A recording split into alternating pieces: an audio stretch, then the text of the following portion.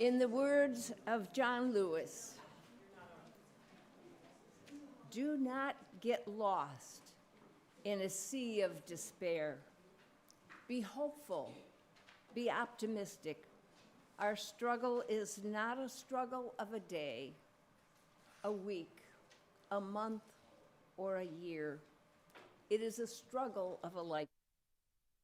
Never, ever be afraid to make some noise and get in some good trouble, necessary trouble. Welcome to our service today on Good Trouble. This Unitarian Universalist congregation of Grand Traverse is a great place to get into good trouble. I'm Mary Van Valen, and I serve on your Sunday Services Committee. And I would like to welcome all of you and all of you that are tuning in. Do we have any guests today, or people who've come back after being away a while? Any new folks? Yes. Can you tell us who you are? I'm Jacqueline. I'm Sophie. Sophie and Jacqueline, welcome. We're really glad you're here. And Molly. And Molly. Great, thank you. Anyone else? Okay. You probably don't need to use the yellow coffee cups. But for other people who are new, if you use the yellow coffee cups, people will be recognizing you as a new person that they want to get to know. Yes? It's hot chocolate. Oh, and yes. You are welcome to some good old hot chocolate in a yellow cup. Our community shares our joys and concerns so that we can support each other and stay connected. The Joys and Concern book is right here. And at any time, if you would like to light a candle, you may do so anytime during the service. John Lewis said, "Freedom is not a state, it is an act. It is not some enchanted garden perched high on a distant plateau where we can finally sit down and rest. Freedom is the continuous action we must all take, and each generation must do its part to create an even more fair, more just society." And now our prelude.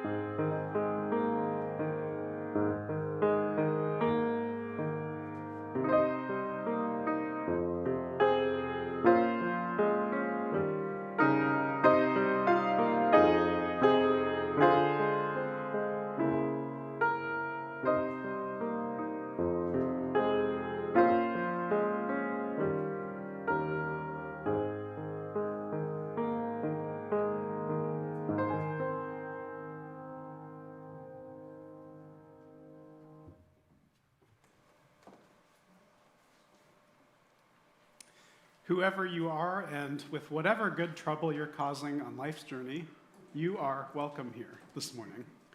I'm Reverend Alex. I'm the minister here at UUCGT, one of the many resident troublemakers here. I use he and him pronouns, and I invite you into the service and celebration of resistance and rabble-rousing, all in the name of good and necessary change. As we settle into this time, I reaffirm that our congregation is a place of welcome, that all of who you are is welcome here at this table, and that no matter who you are or whomever you love, you are welcome with us as we gather.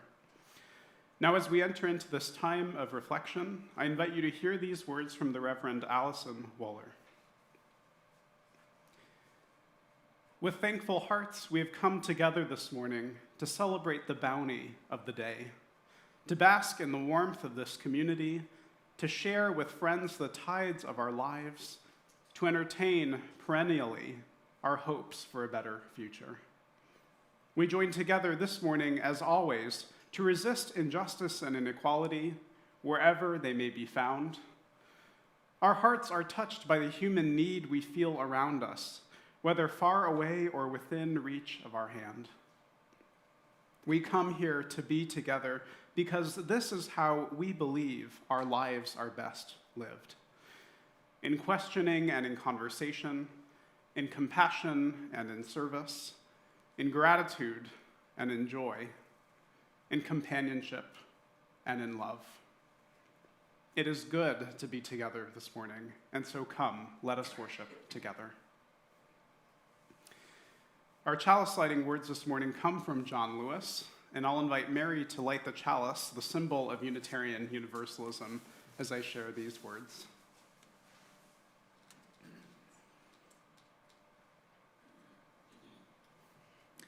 You are a light. You are the light. Never let anyone, any person, or any force dampen, dim, or diminish your light. And now let us pause to sound our singing bowl and to enter a time of stillness and reverence together.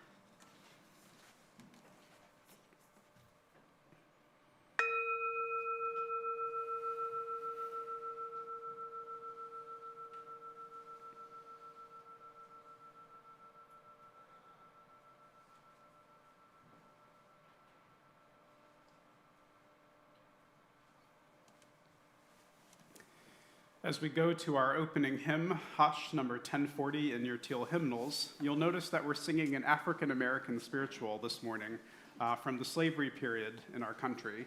And so in our theme of resistance and good trouble, I invite you to sing this hymn with the knowledge and memory of those in our country's past who were nourished and inspired by spirituals like this one as they caused change and fought for freedom in their lives. And so if you would, please rise in body or in spirit as we join in singing our opening hymn.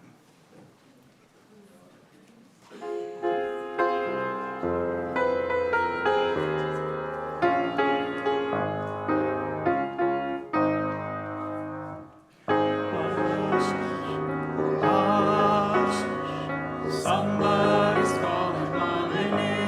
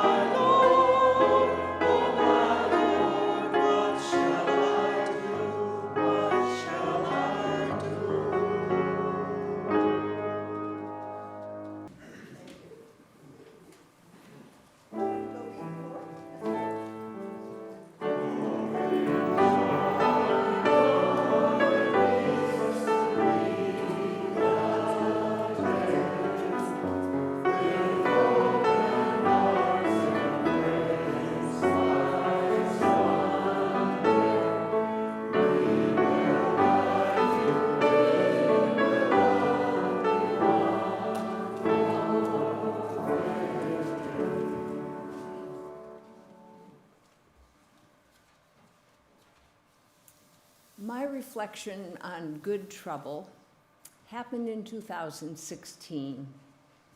A whole group of us in town were working on renewable energy, and especially solar energy. I had panels installed on my roof, and my young neighbor across the street was so excited about them, and she just loved children. Sadly, she took her life in the spring of 2016. So I wanted desperately to do something in her memory. A climate activist friend of mine, Kate Madigan, and I worked away on some ideas. And then we came up with SOS, Solar on Schools. And we decided that if we could expose children to the possibility of energy from the sun, when they grew older and decided on the kind of energy they would use in their own homes, they would have this exposure about how solar energy works.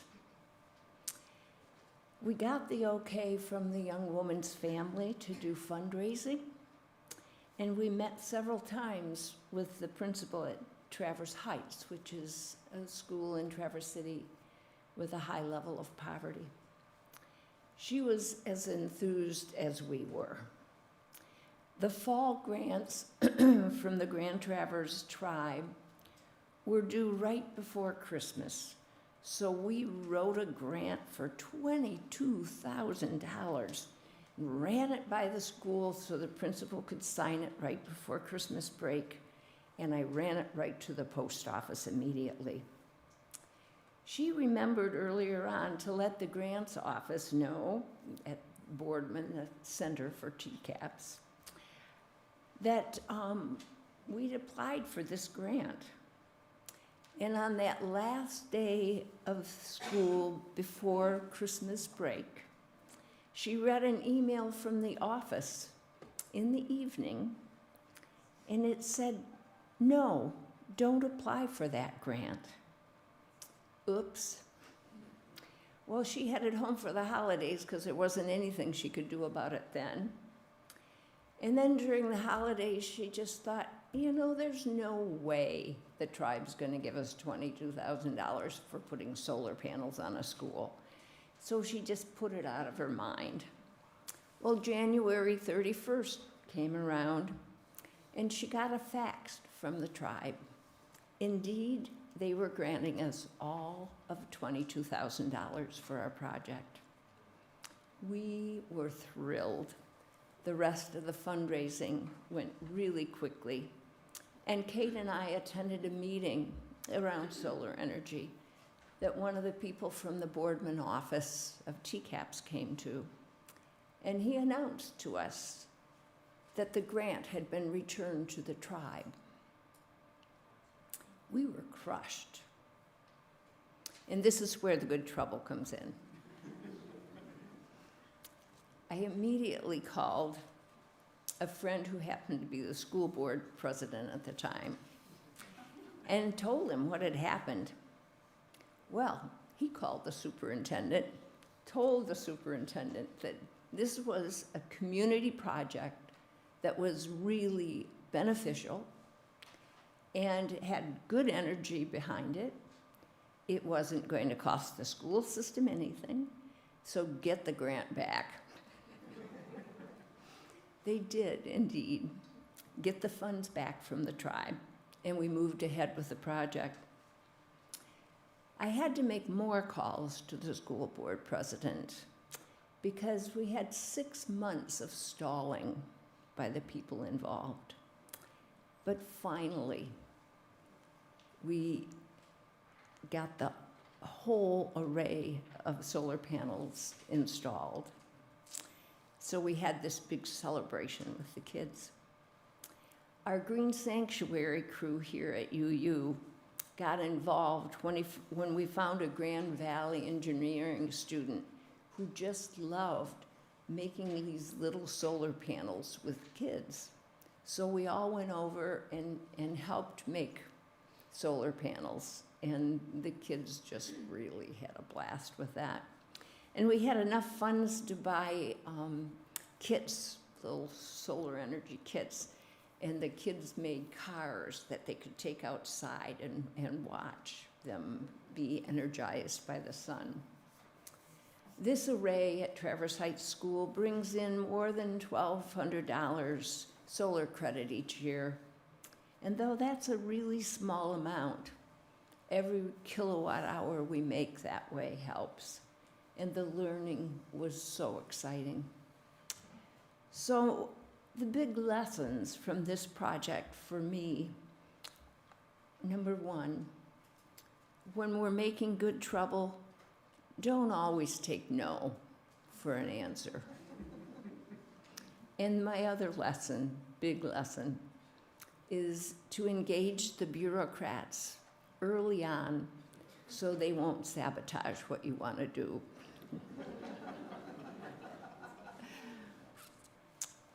To continue our intentions to be a force for good trouble, we need the financial resources to maintain our building, to pay our staff, and to provide programming for our congregation.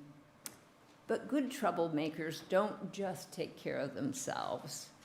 We also work in this congregation to meet the needs of those in our wider community. That's why our basket has two sides. Please give as you are able, and know that your contributions are mindfully utilized and deeply appreciated. Thank you.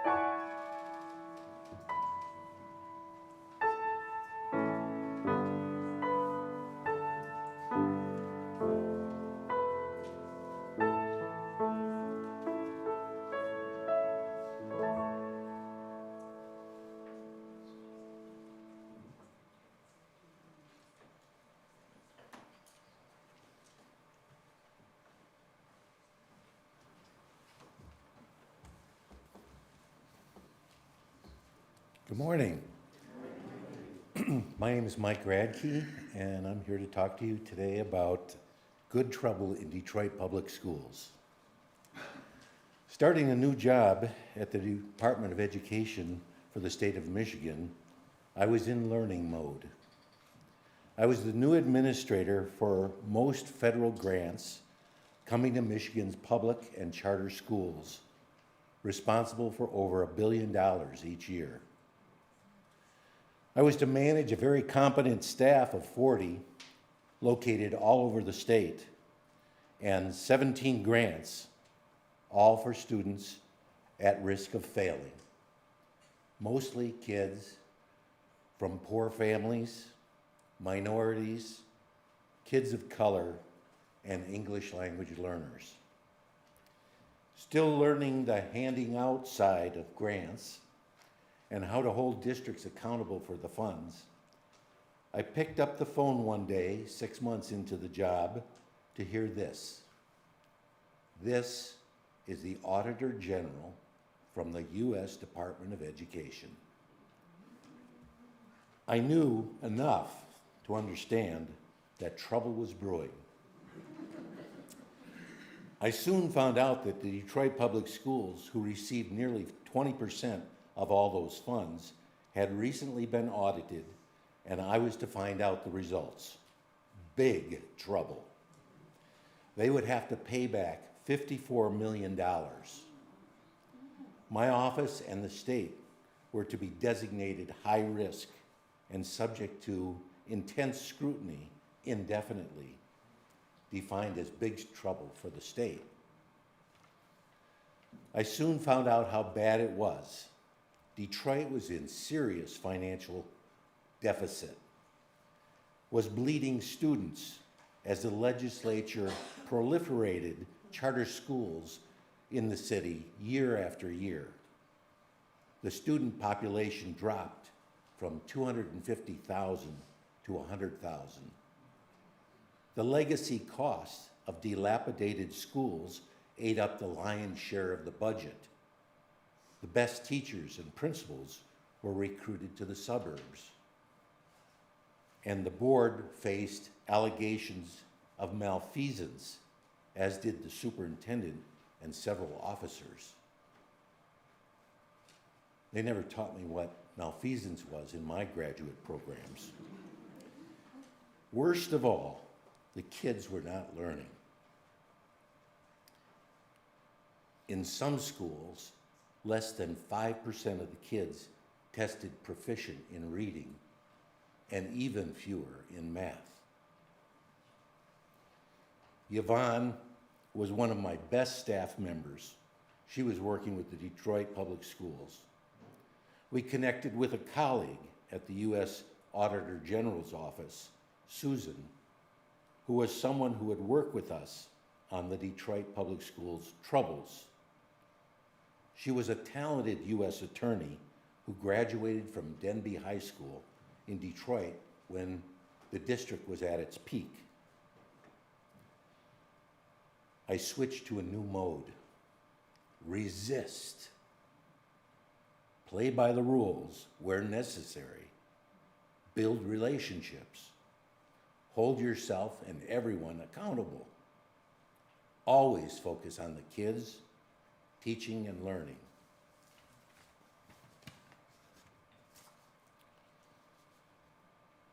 We contested the audit findings for 18 months, then designated the district as high risk and started aggressively cleaning house and finding some excellent administrators and educators. Corruption was eliminated. One superintendent went to jail.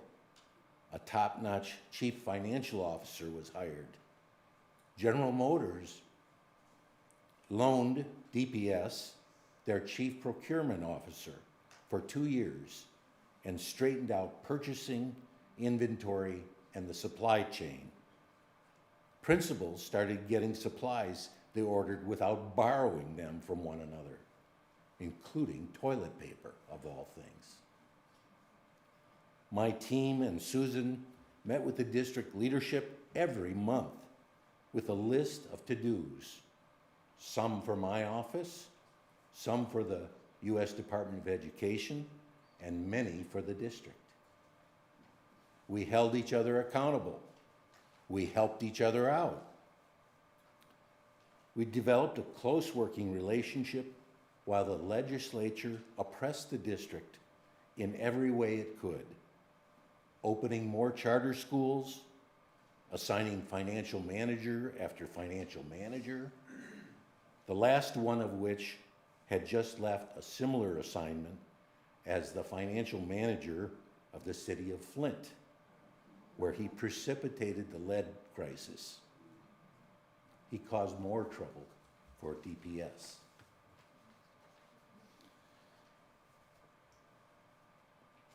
In the midst of this trouble, the district recruited some excellent leadership and began the arduous task of turning things around.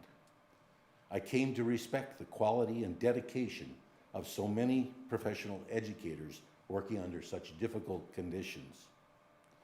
Because of the serious approach to this work and the systemic progress that we made, DPS was removed from high-risk status after 7 difficult years and never did have to pay back the $54 million. After several generations of kids failing basic academic skills, things changed. All schools had adequate academic supplies and toilet paper. Kids started getting the meals they deserved. Safety improved. Educational programs and expertise became the focus of the schools. Many kids had a chance to succeed. We began by resisting, by playing by the rules, overcoming barriers, real and imposed. We found it was possible to root out corruption, build relationships, empower professional excellence, implement systemic change, and be accountable to those who we were supposed to be serving. Big trouble, yes, but it was worth it.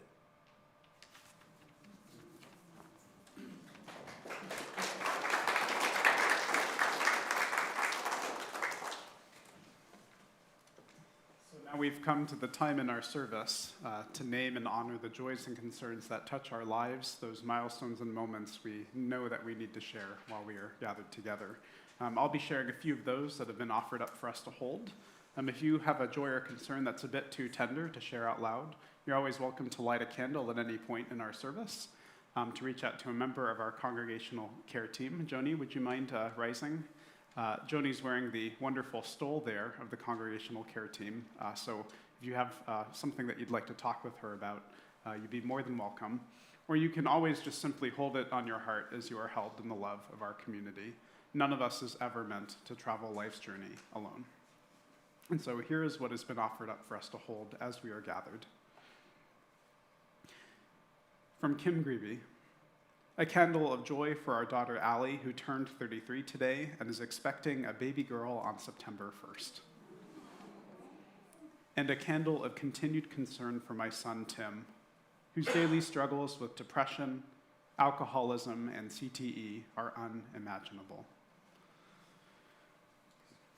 From Heather Shoemaker, with deep thanks for the wonderful OWL teachers, past and present, our kids are thriving under your care.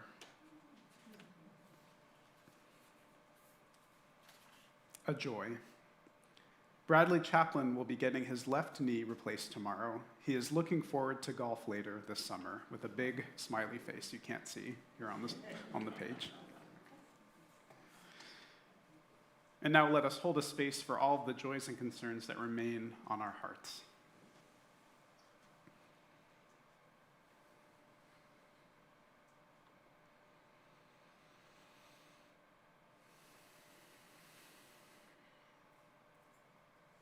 Please join me in a spirit of meditation and prayer, finding a stillness in this moment and drawing our collective breaths together, taking a deep breath in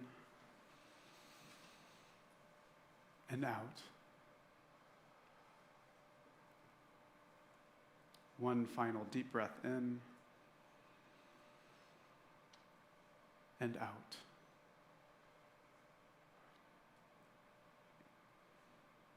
Spend a little time in this moment thinking about a time you got into some trouble.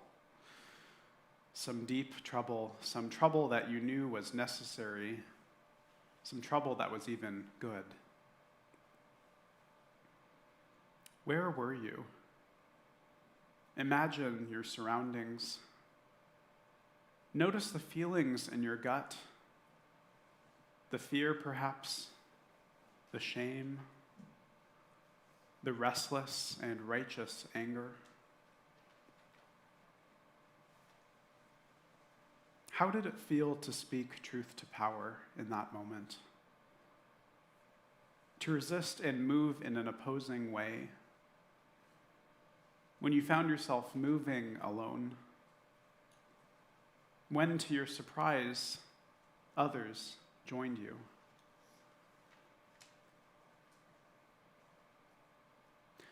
We've all gotten into some form of trouble in our lives, and we've all had moments of noticing inside ourselves what we know is not yet just or right in our world.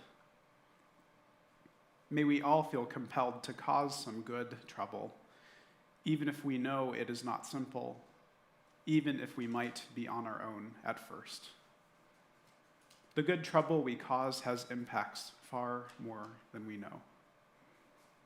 And so in this we say, may it be so, and amen.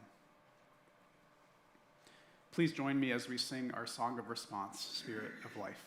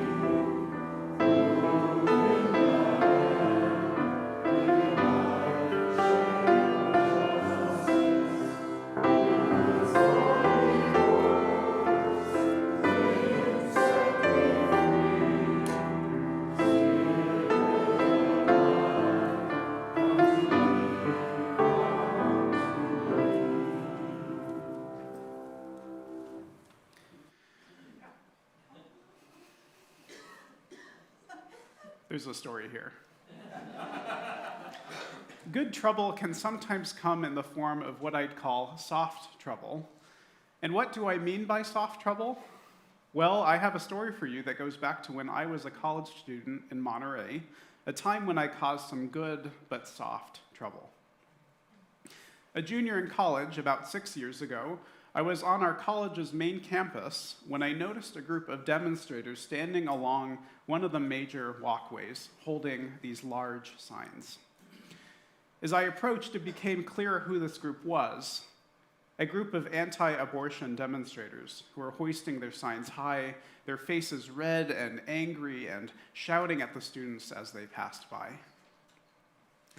This scene horrified me in many ways. First, how they were permitted to be on our public school campus. I am aware of the First Amendment, with these grotesque images of what they said were real-life abortions. Spoiler alert, they were not real at all. I was pained to see the faces also of some of the students who were passing by in order to get around campus, some with tears in their face, others with scowls or frowns. Though if there's one thing that really makes me angry, that really gets me going, it's when religion is used and abused in ways that cause harm, rather than ways that show and foster love. This group, with all of their Bibles and shouting, identified themselves as Christians, though their message was anything but the loving message of their Christ. My heart sank as I saw all of this unfolding. I noticed the anger rising in me with the misinformation and fear spreading across our campus to all of our fellow students. And it felt like a direct attack on the safe and loving community that we cherished at my college, that students shouldn't have to be afraid to be out and about on their own campus. So I decided that I was going to cause some trouble, but not in a large or loud kind of way. I was going to cause some soft trouble. So donning my bright golden yellow Side with Love shirt, pictured up here on the screen, I also have my Side with Love golden stole now. I've grown quite a bit since this was taken. I showed up with some other students in opposition to these demonstrations. We placed ourselves just right alongside the demonstrators, creating a sort of tunnel around the major sidewalk. Our signs read, "Need somebody to walk with? I'll walk with you." They also read, "You are loved, no exceptions." That whole time, as students passed by, we walked our peers and spoke gently and calmly to them and shielded them from the images and shouting. We created a buffer of sorts, and people were readily approaching us and asking us if we would walk with them. One woman came up to me in the midst of everything and disclosed how much this soft gesture had meant to her. She said, "I've had an abortion, and it's really hard to think about walking past all of those signs and yelling without feeling so bad about myself." So what I learned that day was that we students really rallied around what mattered to us, our community. Instead of arguments or fighting, our response was loving and resolute. We were able to counter the harmful images and messages with love, simple love.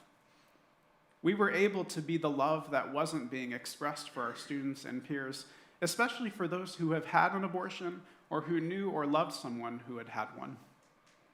I learned the power in soft trouble, that there wouldn't be any progress made standing there debating with the demonstrators, no matter how much we talked about the actual and real facts of abortion, or even if we went toe-to-toe over the Bible. Believe me, I tried. Though there was something that we really could do for one another. We could show up and counter a harmful message with love and acceptance. And while that group continued to demonstrate that whole week, so too did we students show up for one another. So too did those chains of student form, companioning one another through all of the images and through all of the shouting. And for me, this was putting my Unitarian Universalist faith into action. This was standing on the side of love, even in gentle kindness, knowing that I wouldn't be standing there all on my own. And so I say, may it be so, and amen. Let us now pause briefly for a moment of stillness together.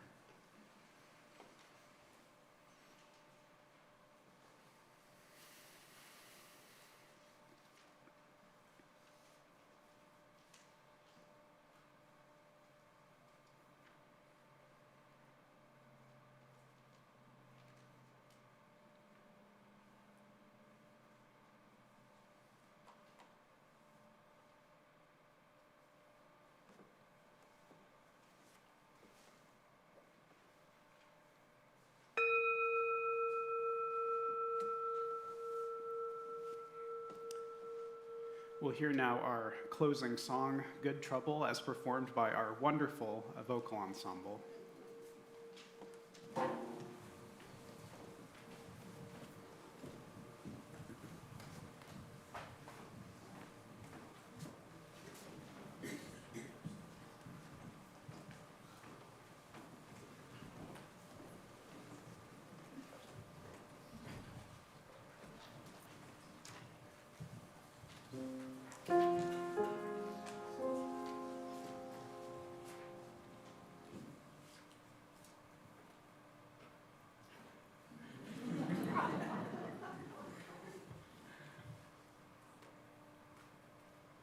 This day has challenged us to make good trouble, to make good trouble, to make good trouble. This day has challenged us to make good trouble, to make this world a better place. Our faith has challenged us to make good trouble, to make good trouble, to make good trouble. Our faith has challenged us to make good trouble, to make this world a better place. When the world seems lost and torn, more than we can bear, we find strength to carry on, turning from despair. We shall never be afraid, fear and lies will cease, as we struggle day by day, we seek love and peace. This day has challenged us to make good trouble, to make good trouble, to make good trouble. This day has challenged us to make good trouble, to make this world a better place. Our faith has challenged us to make good trouble, to make good trouble, to make good trouble. Our faith has challenged us to make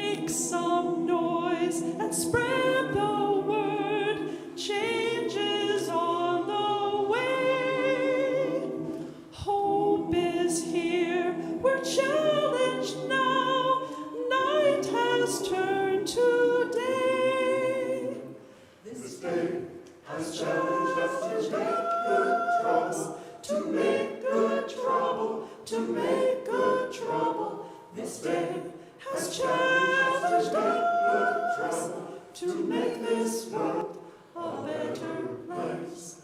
Our faith has challenged good trouble to make good trouble, to make good trouble. Our faith has challenged good trouble to make this world a better place, to make this world a better place, to make this world a better place.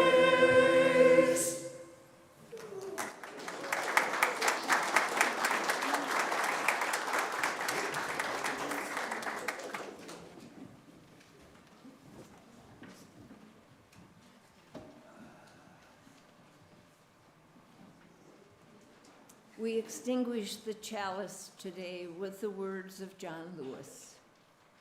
Release the need to hate, to harbor division, and the enticement of revenge. Release all bitterness. Hold only to love, only peace in your heart, knowing that the battle of good to overcome evil is already won.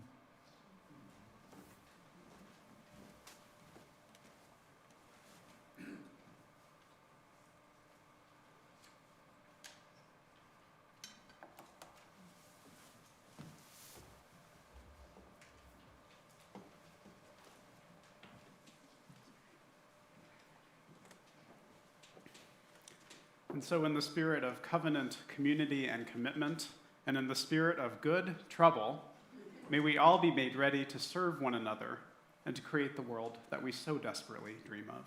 Go in peace, everyone. May it be so, and amen. I just have a short announcement about this cool thing you may have seen in the flash this past week. This new program we're launching here at UUCGT called Lots of Helping Hands. Have you seen that, maybe? See some hands? So yeah, lots of helping hands. So we're really encouraging our community to sign up. It's an online care calendar program that will allow us to help share and care for one another by signing up for different needs and also posting different needs across our community. And so if you're interested in trying to help out or get more involved, this is a really cool way that we're trying to just kind of democratize the care for our community a little more and really being able to sign up and be there for each other. So feel free to check that out. The information is in the flash. We just really encourage you to sign up and to give it a view. We do have coffee and treats today and also some hot chocolate. And so I say our service is now at its end. Go in peace and grow in love.